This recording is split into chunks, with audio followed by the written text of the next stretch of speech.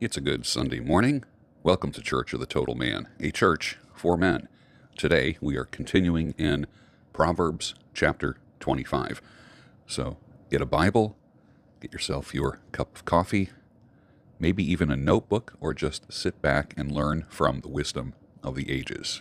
Proverbs 25. These also are Proverbs of Solomon, which the men of Hezekiah, king of Judah, copied. It is the glory of God to conceal things, but the glory of kings to search things out. First thing that comes to my mind is because they can. As the heavens for height and the earth for depth, so the heart of kings is unsearchable. Who knows what's in the heart and mind of a ruler?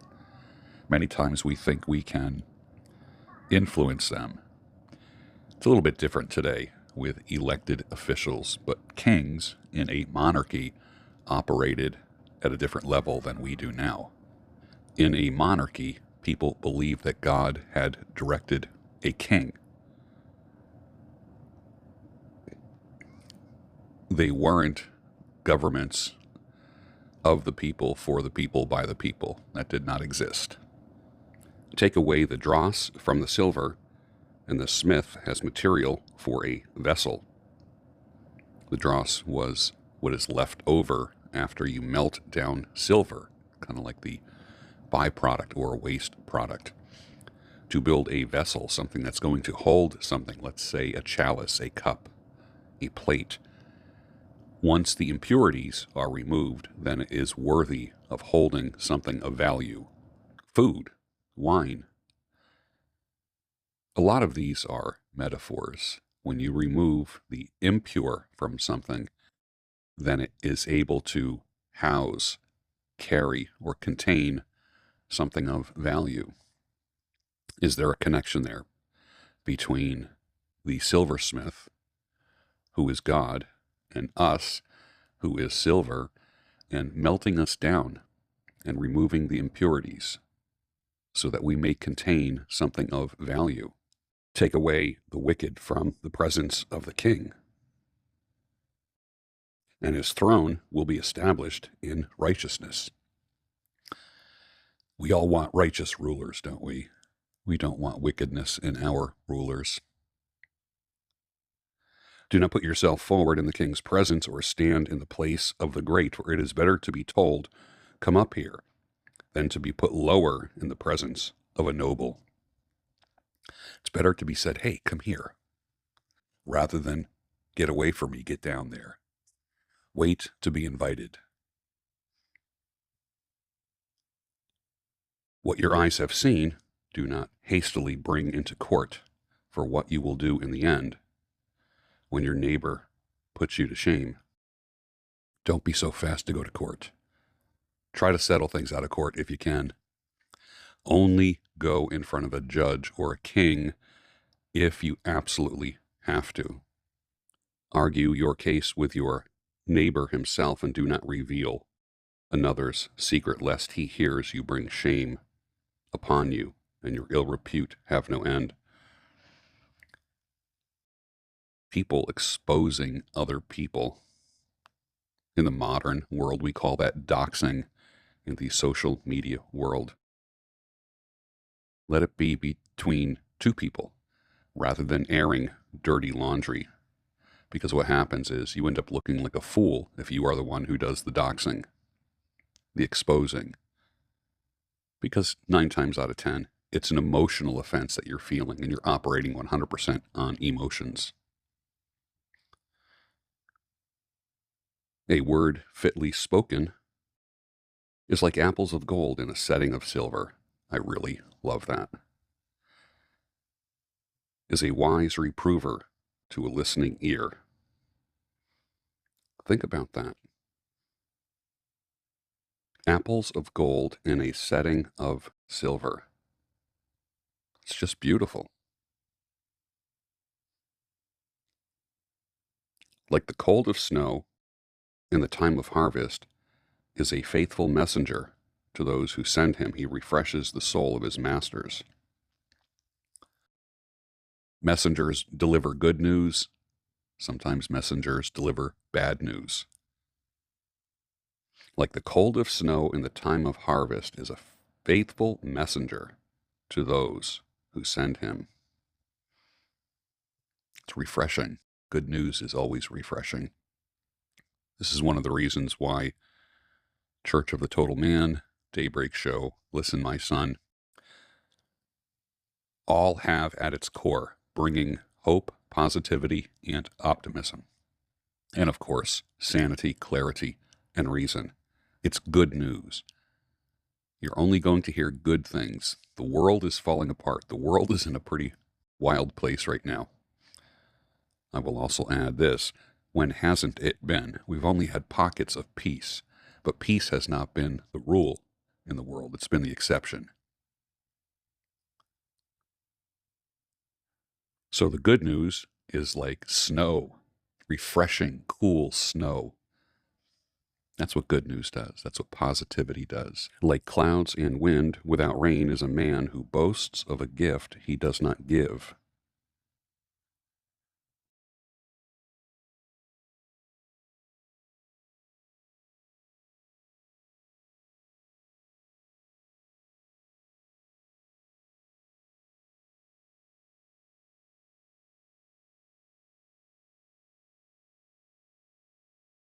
If you are in a desert and you see a cloud and it's a very hot day, you're kind of hoping that some rain is going to come out of that to kind of cool things off, cool the day off, replenish the moisture in the soil. But nothing comes out of it. It's empty. It's like a man who says he has a gift but doesn't give it. All talk, no action. Clouds are all talk, no action. Those kind of clouds are all talk, no action. With patience, a ruler may be persuaded, and a soft tongue will break a bone. Present your case gently, wisely, and you may get somewhere. Screaming from a mountaintop, proclaiming your case, a soft tongue will break a bone. It's very powerful, isn't it?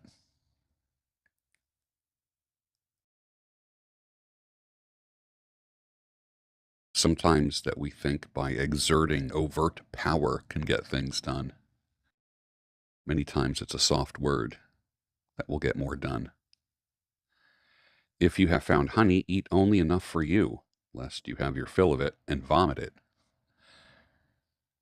Wow, look at all this honey that I found. I guess that's like anything. When you encounter anything that's good for you, having too much of it can be bad for you. There is a threshold where something goes from being good to you to making you sick.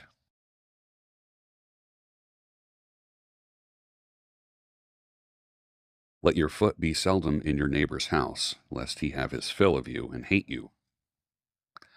In modern days, we say, don't wear out your welcome. A man who bears false witness against his neighbor is like a war club or a sword or a sharp arrow. Lying about people, being contentious with people. It's like a club or a sword.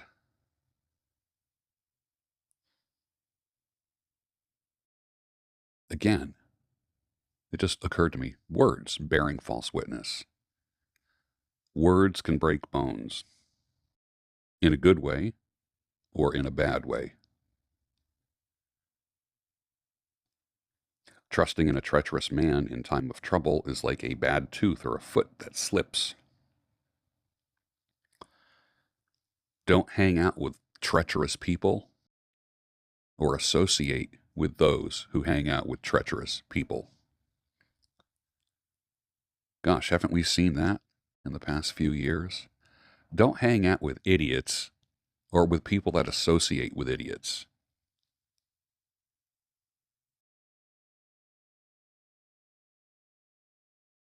I take it a step further. I don't do business with fools and idiots or hang out with people that do business with fools or idiots. Whoever sings songs to a heavy heart is like the one who takes off a garment on a cold day and like vinegar on soda. Whoever sings songs, whoever celebrates around somebody who is going through a hard time, can actually just make things worse. Whoever sings songs to a heavy heart, when someone has a heavy heart, either through grieving, some kind of loss, it's best to just comfort them with your words rather than celebrate or draw attention to yourself.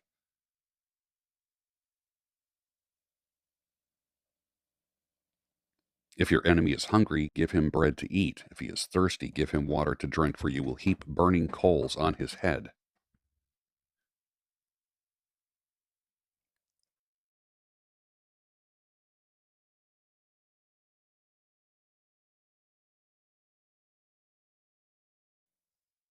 I always had trouble with that one. Feeding my enemy.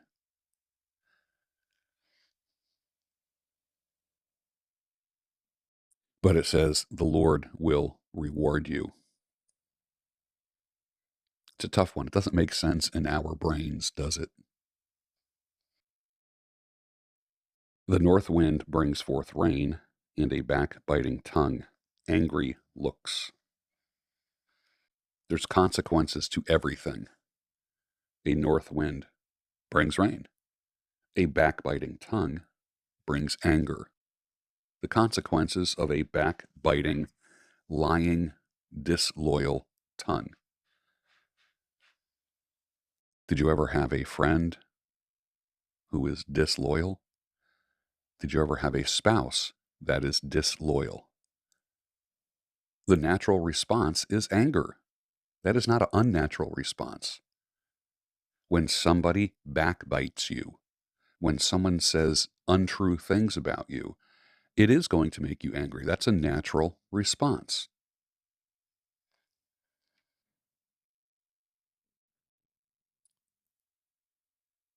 It is better to live in the corner of a housetop than in a house shared with a quarrelsome wife.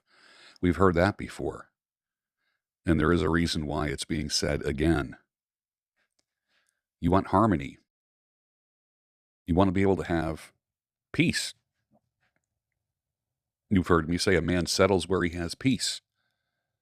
Apparently, this man is finding peace up on the roof, away from a quarrelsome wife. He can't go anywhere except on the roof to find peace. Like cold water to a thirsty soul, so is good news from a far country. Yeah, getting a letter in the mail is nice. Like a muddied spring or a polluted fountain is a righteous man who gives way before the wicked.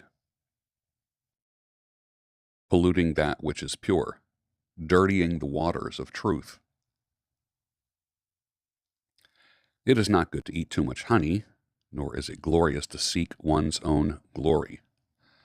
Interesting, that juxtaposition of eating too much honey and seeking your own glory. Eat just enough honey to enjoy it, the taste, the therapeutic aspects of it. Honey is antibacterial and antifungal. It has medicinal uses, but too much of it can make you sick. And it compares it to this, nor is it glorious to seek one's own glory, tooting your own horn. I guess there's a threshold. If you are promoting your services and you feel good about what you do, and you want people to sign up or purchase or take sides or advocate your services and or product, that's cool. I know there was another proverb. We're going to get into that next week, where I'm looking at it right now. It says, let another man's mouth praise you and not your own mouth. A stranger and not your own lips. That's from next week. But there's a point where bragging about yourself becomes toxic. There's a certain point where it's healthy, it's good, it's normal, because that's what you do. If you have a product or a service that you offer, it is okay to promote that thing. But then there's a certain point where it just becomes toxic and you don't want to hear it all the time. A man without self-control is like a city broken into and left without walls. A man without self-control. Have you ever been a man without self-control? And you became like a city that was broken into and left without walls? A city is not a city without walls, without boundaries. Country is not a country without boundaries.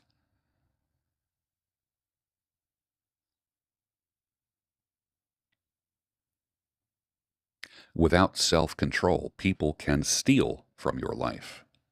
Without self-control, there's no boundaries in your life. That's a good message for men. Have boundaries. Keep up those walls. Walls can be a good thing. Boundaries can be a good thing. Well, that was Proverbs 25. Next week we will do Proverbs 26 on Church of the Total Man, a church for men.